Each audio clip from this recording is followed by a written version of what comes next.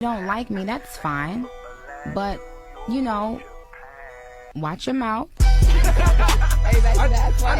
The victim's family says the couple had been having marital problems. Our Annalisa Burgos spoke to the victim's mother and 8-year-old daughter at the scene.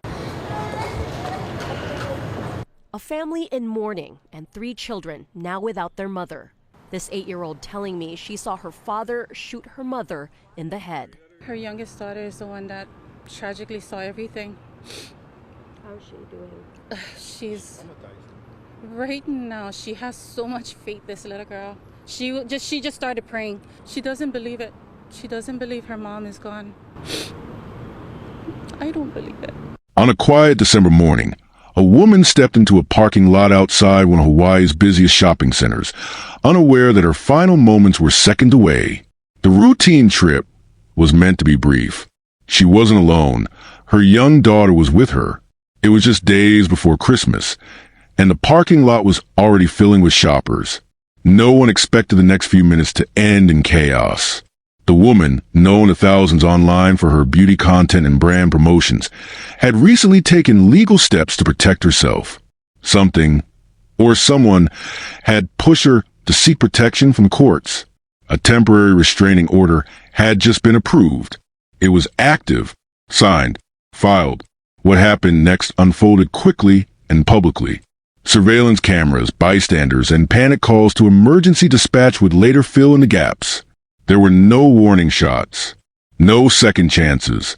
The sound of gunfire echoed across the lot, causing instant confusion and fear. Within hours, headlines would begin to spread, locally, then nationally. But beneath the surface of the breaking news were quiet failures that had built up over weeks. Police reports, ignored warnings, and a pattern of behavior that now reads like a checklist of missed intervention. In the aftermath, questions started to surface. Why didn't the legal protections work? Who was truly watching out for her? What more could have been done before that morning in the parking lot? The person responsible wasn't a stranger. He had a history with the victim, and he didn't stick around. This story is not just about a public act of violence. It's about what led to it, about the signs that were there, and the system that might have seen them, yet still failed to stop what was coming. If you enjoy real crime stories that uncover the truth, don't forget to subscribe. Your support helps us share real cases, spread awareness, and give a voice to those who can't speak for themselves. Before we begin, let us know in the comments, where are you watching from? And what are your thoughts as the story unfolds? Welcome to True Crime Uncovered, where we examine the cases that shake communities and expose what happens behind closed doors. Real stories, real people, real impact. Subscribe now and turn on notifications. You won't want to miss what's coming next. Teresa Kachula, a 33-year-old woman born and raised in Honolulu, Hawaii, was a mother of 3 and a recognizable figure online. Her digital presence reached across several platforms, where she operated under the usernames Bunny Bontiti and @Bunnisburner. She branded herself as a beauty and wellness influencer, with additional ventures in small business marketing and personal development. Teresa's content primarily revolved around lifestyle tips, personal grooming routines, beauty product endorsements, motivational captions, and family-themed posts. She cultivated a public image that was vibrant, engaging, and relatable to a wide audience. Her follower count across Instagram and TikTok exceeded 20,000 combined, with frequent engagement in the comments from admirers and clients alike. Friends and clients who followed her online were aware of her being a mother and an entrepreneur, though most were not fully informed about the private tensions occurring behind the scenes.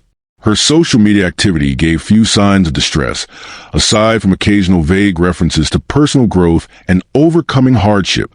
Jason Tegela Kachula, age 44, was Teresa's estranged husband. He was a local resident also based in Hawaii, but far less visible in public circles.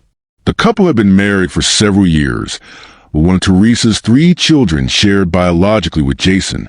Their relationship reportedly began cordially, but deteriorated over time. Although no exact wedding date has been publicly confirmed, family statements indicate a long-standing union that faced serious strain over the last 2 years. The couple had separated prior to the events of December 2023. By that point, communication between them had become limited and strained. There are documented public records of prior domestic incidents. While no formal criminal charges were filed against Jason before the fatal shooting, police records and multiple 911 dispatch logs point to repeated disturbances reported by Teresa involving Jason. Reports describe stalking behaviors, confrontations at her place of business, and instances of following her vehicle. Family members and close acquaintances had expressed growing concern, citing Jason's unpredictable behavior and refusal to accept the end of their relationship. Despite repeated police visits and verbal warnings, Jason was not arrested or placed under any form of monitoring. In the final 3 months leading up to the shooting, documented incidents between Teresa and Jason increased in frequency and intensity. Police logs include multiple emergency calls from Teresa, several of which indicated Jason was following her or appearing unexpectedly at known locations. Teresa reported being followed while driving, stating Jason would park nearby her home or business. In one call, she explicitly told dispatchers, "I think he has a gun," adding urgency to her plea for assistance. Reports also indicate that Jason attempted to make unwanted contact through third parties and visited locations she frequented despite verbal warnings from officers. These repeated encounters led Teresa to seek formal legal protection. On December 20th, 2023, she filed for and was granted a temporary restraining order, TRO, against Jason. Her affidavit listed multiple acts of intimidation and stalking behavior, including Jason threatening self-harm and showing up armed. Despite the TRO being granted, the physical protections it provided were limited. There was no court-ordered electronic monitoring. Jason was not placed under any form of mandatory evaluation. This left enforcement solely dependent on his compliance and the responsiveness of local law enforcement. The TRO was approved on Wednesday, December 20th, 2023, just 2 days before the shooting. It included standard conditions: no physical contact, no digital communication, and immediate surrender of all firearms. Jason reportedly turned over 5 registered firearms to authorities. However, it remains unclear whether all firearms in his possession were accounted for. Reports suggest that the weapon used during the shooting had not been registered or had been illegally retained. In Hawaii, TRO violations vary in enforcement. While surrender weapons is a legal requirement, follow-up verification and property searches are not always initiated unless prompted by new violations. No follow-up home checks were conducted after Jason surrendered his firearms. Teresa did not receive personal protection or surveillance from authorities in the days following her TRO filing. Hawaii's Department of the Attorney General has recorded prior instances of TRO violations leading to violence, but the system lacks mandatory reporting or risk assessment tools post-filing. There was no proactive monitoring of Jason's movements or behavior after the TRO was issued. On the morning of Friday, December 22nd, 2023, Teresa arrived at Paul Ridge Center in Aiea, a major shopping complex on Oahu.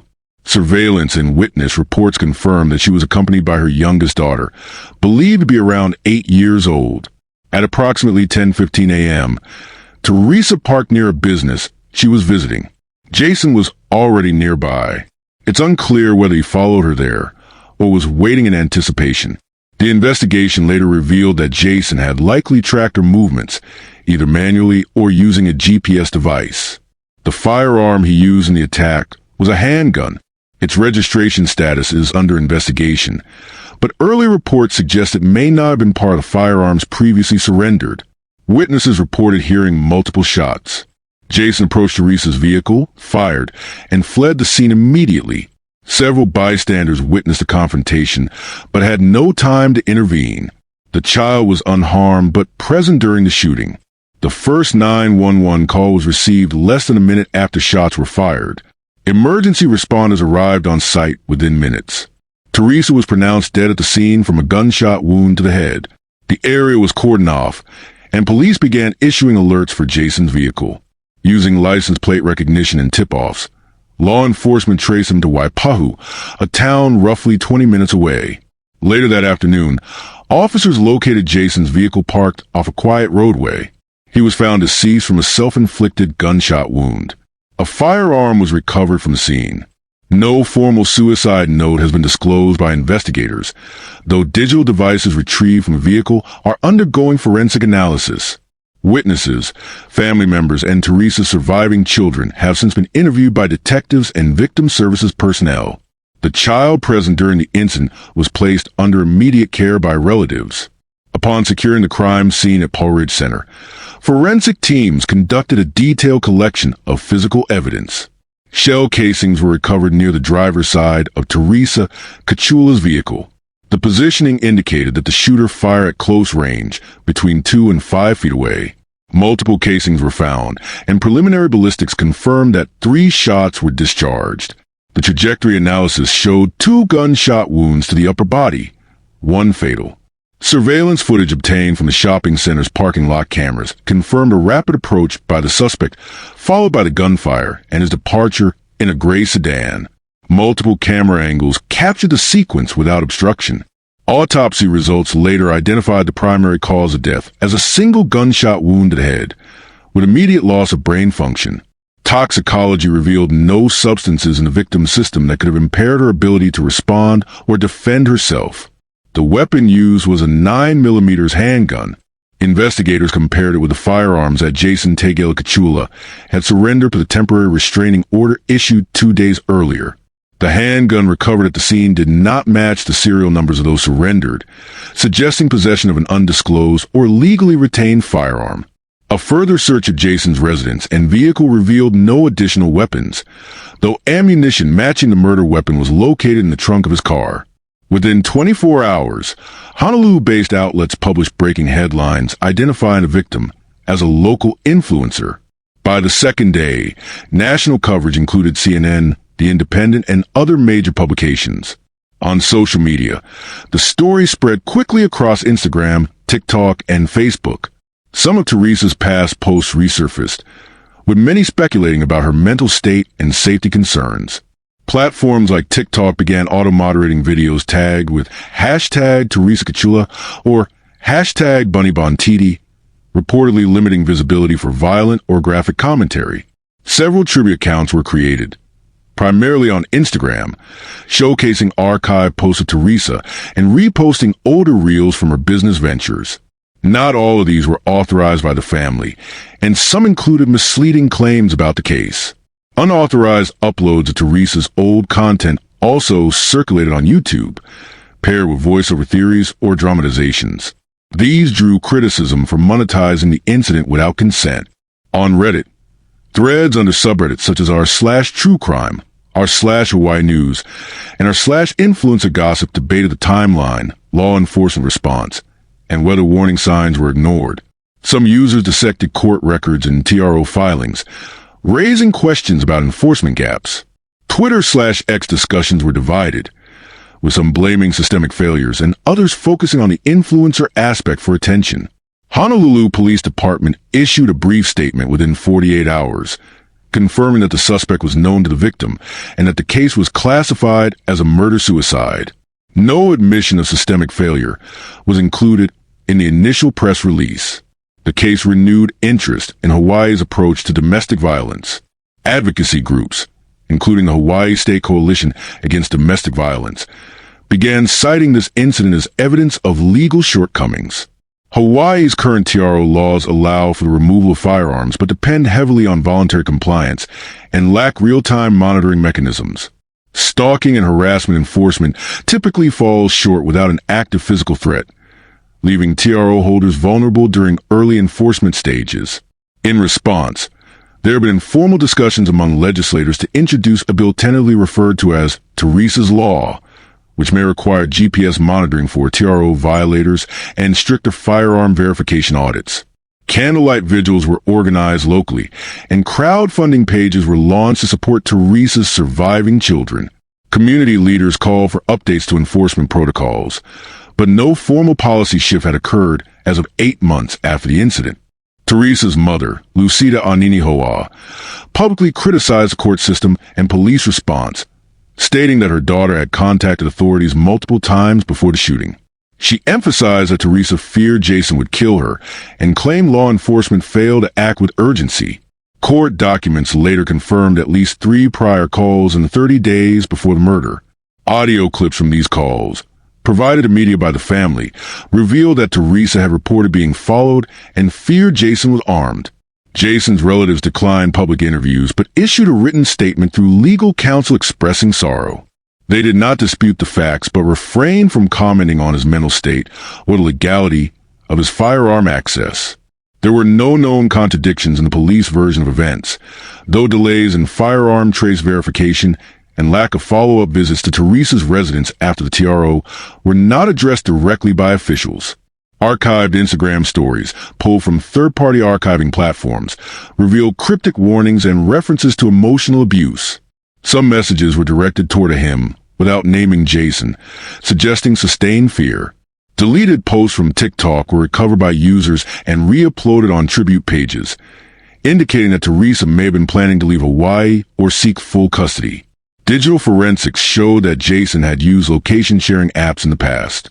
His browser history revealed recent searches on topics including TRO violations Hawaii, how long TRO takes to serve, and concealed weapon laws. No direct surveillance software was found on Teresa's phone, but she had told friends she suspected being tracked. GPS pings placed Jason's phone within a half-mile of Teresa's known locations multiple times in the days leading up to the shooting. There is no public record of Jason being treated for any psychiatric disorder. However, co-workers later described sudden mood shifts and increased agitation in the months prior to the incident. Texts recovered from Jason's device included language consistent with obsession and paranoia, including messages like, "If I can't have you, no one will." Friends of Teresa told police he had previously been controlling and once appeared at her place of business unannounced, though no police report was filed. No formal mental health interventions were ever initiated, and no family members had filed concerns on his behalf. The TRO was active and firearms were recovered, yet the weapon used was not among those surrendered. Why was Jason not more thoroughly monitored after the TRO? No GPS device was installed despite signs of stalking. Should Hawaii mandate tracking for high-risk TRO cases? Authorities acknowledged multiple 911 calls, but took no interim action. Should police have physically checked on the victim after multiple reports? Other Hawaii cases show similar gaps. Delayed response times, weak enforcement, and lack of follow-up despite legal tools already in place. The Teresa Kachula case highlights a chain of preventable missteps. A legal order was in place. Firearms were removed. Warnings were issued. Yet the protection was ineffective. Key gaps remain. Why did Jason have access to another weapon? Why weren't digital threats monitored more closely? Who confirmed firearm compliance? Was Jason's behavior ever escalated to a threat level warranting detainment? What role could technology have played in altering this outcome? Could real-time alerts or mandated check-ins for TRO violators reduce risks? Viewers should ask, are current laws enough to prevent violence once a TRO is granted? How many similar cases have ended in death despite legal action? What else must fail before real changes are made? If you found this story as gripping and heartbreaking as we did, don't forget to like this video and share it with others. And if you want to hear more true crime stories that uncover the mysteries behind these tragic events, make sure to subscribe to our channel and turn on the notification bell. You won't want to miss our latest stories, updates, and discussions. Thank you for joining us on this journey to seek justice and explore the truth. Together, we can make a difference. Until next time, stay safe and stay aware.